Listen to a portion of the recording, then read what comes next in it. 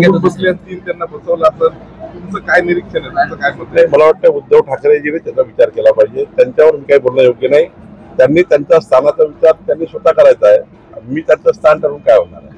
तुमच्याकडे स्थान मागितलं तर राजकारणामध्ये काही कोणी परमनंट मित्र नाही, कोणी परमनंट मित्र नसून कोणी परमनंट दुश्मन नसते. शेवटी समाजाच्या शेवटच्या माणसाच्या विकासाकरता जेव्हा जेव्हा ज्या बाबी येतात त्या बाबी आपण समोर नेतो.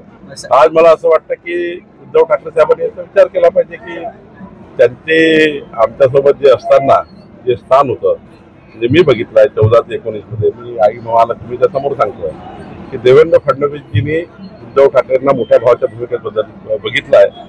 14 ते 19चा अभ्यास जो मी मला आहे, 5 वर्ष मंत्रिमंडळात मी होतो, म्हणजे कितीतरी वेळा माननीय मुख्यमंत्री देवेंद्र फडणवीसजी एखादा निर्णय करायचा असेल तर उद्धवच्या घरी जाऊन करायचे, मातोश्री जाऊन करायचे, मातोश्रीवर चर्चा करायचे, मातोश्रींनी सांगितलं तेच व्हायचं. हे देवेंद्रजी मी बघितलं आहे. असे मुख्यमंत्री देवेंद्रजी बघितले आहे की एखाद्या वेळी आम्ही एखादी गोष्ट बाब सांगितली आणि ते बाजूला सारू, जे उद्धवजी सांगाल ते करायचे, असे देवेंद्रजी मी बघितले आहे. त्यामुळं देवेंद्रजी आणि आम्ही उद्धवजींना हे प्रथम स्थानावरच ठेवलेलं आहे. ते होतेच त्या स्थानावर आणि त्यांचा कधीच अपमान आम्ही केला नाही, त्यांना कधीच आम्ही क्रिटिसाइज केलं नाही. पॉलिटिकल आम्ही एखाद्या विरुद्ध बोलू, पण भावनिक पद्धतीने, पारिवारिक पद्धतीने आमचं स्थान हे उद्धवजीच्या वेळी आणि आताही तेवढंच महत्वाचं आहे उद्धवजी करता.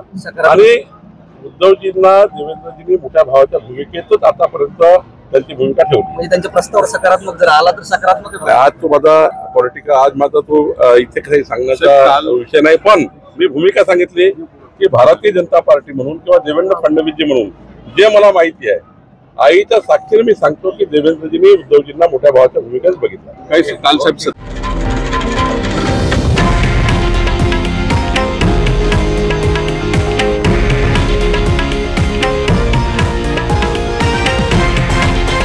हे आहे देशातील नंबर 1 न्यूज नेटवर्क आणि आपण पाहत आहात TV9 मराठी, एकमेव.